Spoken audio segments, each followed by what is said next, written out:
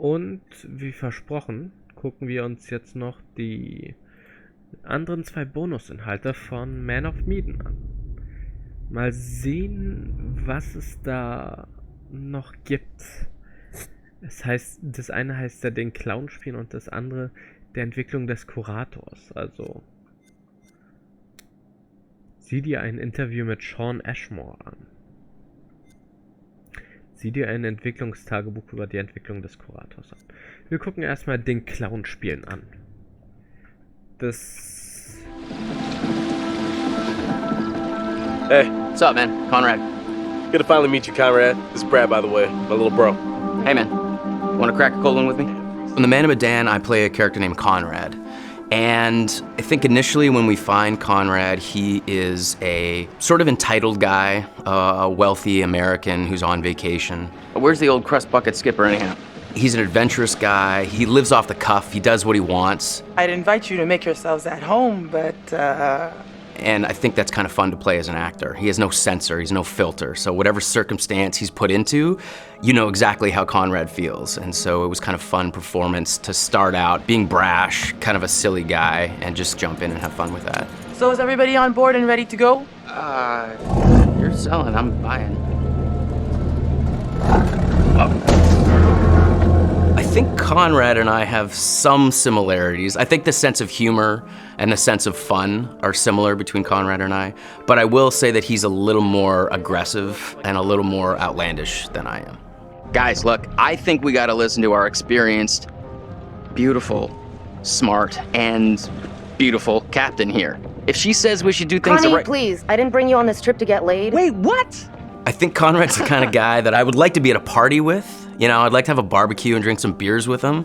I don't know that Conrad and I would be best friends. I think we'd butt heads a little bit. Right on, Bradical. I like the cut of your ship. It's jib. Don't ruin it.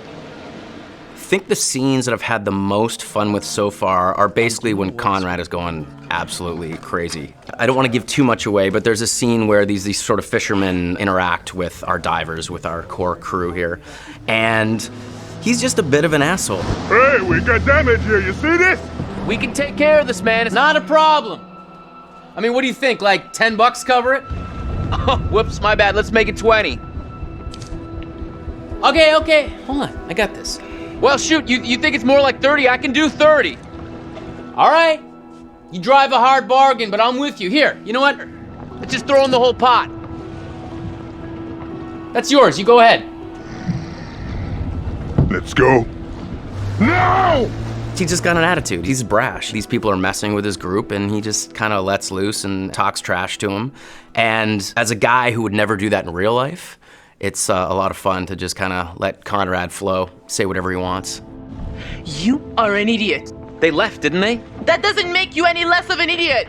You know, the only thing funnier than seeing you try to buy your way out of that situation is watching you put your money to waste. Got a smile out of you. Worth every penny. I got. One of the most interesting and one of the key moments that sticks out for me is Conrad's decision in the first act of the game, either to stay with the group or potentially just take off. Storm's 8 miles away. They came here on a boat. Maybe we can take it. Yeah, it's a speedboat. I can get out through the window. We gotta break these off first. Too loud. They'll hear it. We're gonna break them during the thunder. Good call. Don't leave us here, okay? And I think, again, this is what's interesting. Depending on how the player sculpts the story, Conrad can become a coward, essentially, and desert his friends and his family, or become a hero and stay. These fuckers need to pay. So that, to me, is very, very interesting. Two very human choices, and depending on how our player decides to live with these characters, can totally change the outcome of the game. So I think that I enjoy when Conrad makes the heroic choice and gets to stick around. He obviously gets to see more of the adventure, but it's just as possible that he tries to save his own life and takes off. Whew, wow, that was intense. That's one way to put it. You got a better way to put it? All the characters do have very strong personalities and drives. Leave! I think Conrad is the instigator. Good news, bad news. Bad news? I don't see how this could get any worse. I think he is the one that really starts the confrontation with the fishermen. These are kind of Maybe the fisherman I pissed off earlier. Oh, god damn it, Conrad. Great, just great. And the good news? So I think in a lot of ways, Conrad is there to stir the pot and create drama. I recognize them. How was that good news? I thought you were gonna ask the good news first. You're such an idiot, Jesus. Do I prefer playing the good guy or the bad guy? I think that there's fun in both. To be honest, I don't get to play the bad guy as much as I get to play the good guy, so I think I relish those moments where I get to play the darker side of things. But I think every good hero has that balance, has that dark side. I think a good guy who only is doing good things is kind of boring. You just had to piss them off, didn't you? So I think that there's elements of both sides in both characters. And the best villains are the villains that don't think they're doing anything wrong. Their motivation is not like, oh, I'm a mustache twirling bad guy. It's like, no, they're doing what's right for them. It just happens to be against what most people think is the right thing to do. If I can't shoot them as payback, at least I could give them a nice jab with a sharp knife. Because I'd had some experience working with motion capture and games before, this experience was much easier for me coming right in. I didn't feel like I was jumping into the deep end. What I really like is that all the actors are constantly there all the time. There's the ability to work off each other without the pressure of specific lighting and marks. There's a freedom to that I really, really enjoy. It's been really good. It's been very kind of a free experience as far as like motion capture performance. You got a funny way of saying thank you, Conrad. You're a piece of work, Conrad. I'm not all work, I'm a little play, too. Hashtag wink.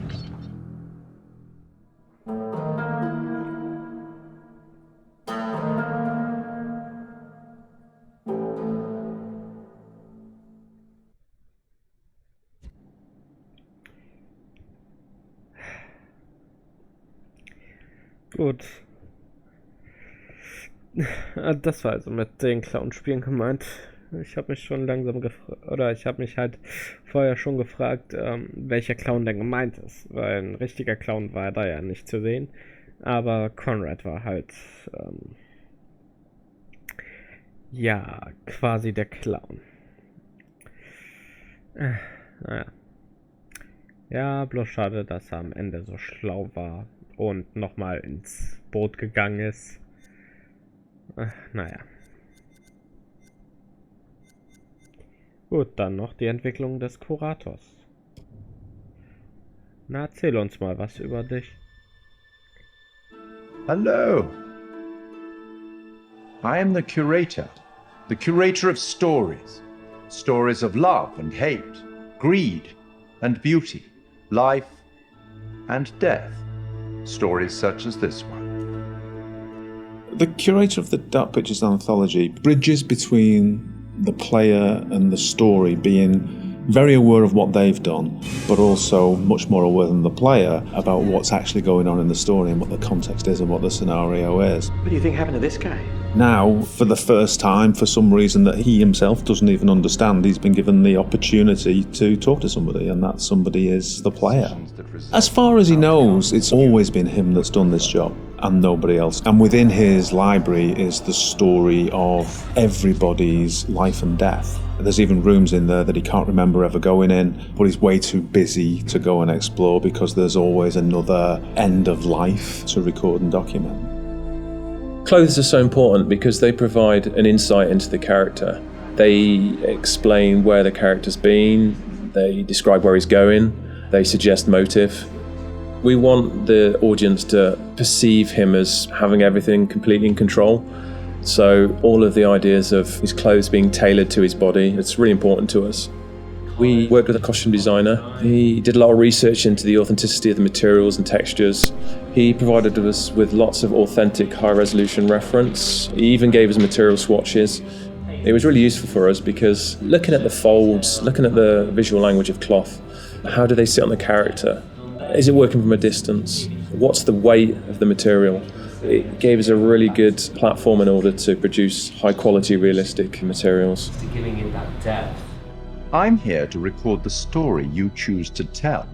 I think that whenever you're dealing with a realistic human acting performance and facial expressions, that part of it is so key to transferring the emotion that you want to over to the player.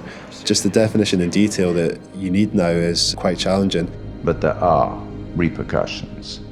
In terms of cameras, it's quite interesting as well, because we've talked a little bit before about how we use skewed angles, upshots, tilts and all that kind of thing to create this feeling of unease and anxiety in the horror moments. And for the curator, it was quite the opposite, actually. He's very much in control and he knows everything about the game you're playing, and he's very much at home in his own environment. So we took the approach to have a lot more flattering shots, a lot more level shots. You look at him at a natural height. You're never like below or above him, and it creates this veneer of control. It's almost like it's very straightforward and he's just delivering you these statements. You see, we each make decisions according to our own moral compass. And of course he's British. As soon as we'd established that and who he was and what his personality was, our minds went pretty much straight to Pip Torrens to deliver the performance. And Pip's done a brilliant job bringing everything that we wanted in the curator to life on the screen. And pretty much everything that we shot was nailed on first take by Pip. But the truth of this story isn't fixed. Far from it. A story can change a great deal when told from a different perspective. One thing that was really important for us with the art direction was to somehow differentiate him from the rest of the game that you're experiencing. And with that, we could make a really interesting contrast, because as the player, you might be experiencing all this horror, all this craziness, and all of a sudden you're taken out to quite a different and quite an unusual place. So that was a really fun thing to play with. We tried to play up on that contrast and really signal to the player that there was a change happening. The curator addresses the player directly. He's quite ambiguous, he's quite mysterious. You're really not sure if he's there to help you or hinder you sometimes. And I wanted that to kind of be reflected in the art. The corridor that he is in at the start of the game, and where you see him a lot of times, we wanted to get this feel of an almost infinite corridor that's got this maze-like feel.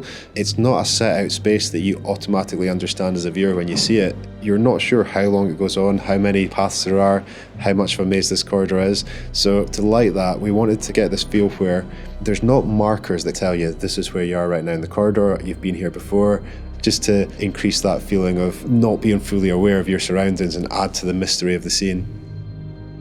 And then he goes into his repository, which is a huge vault of books and secrets, with his main desk right in the middle. He's got large windows for light, a skylight above that would also let a lot of light in, a mezzanine floor, a marble fireplace, classical, opulent, sophisticated.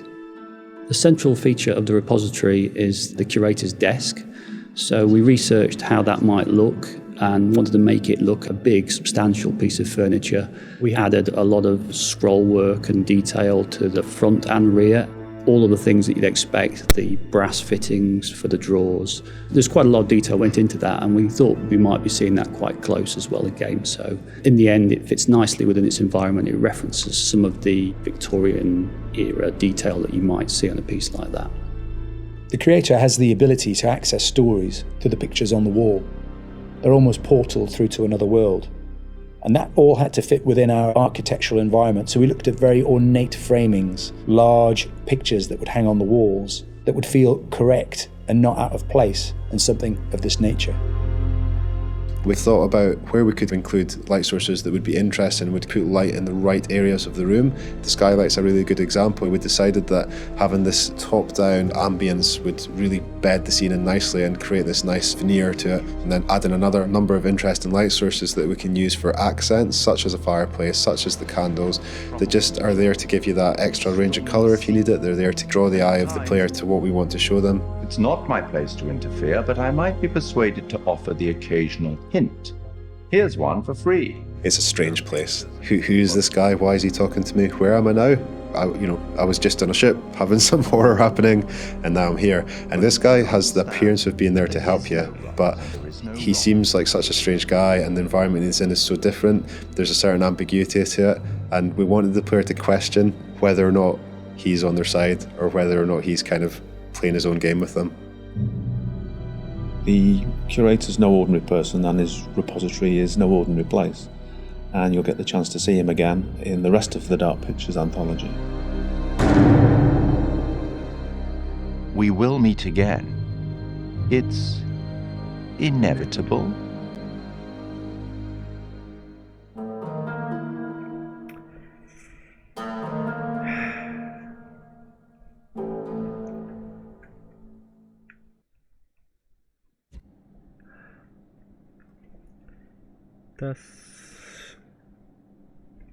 war's dann wohl mit Man of Medan.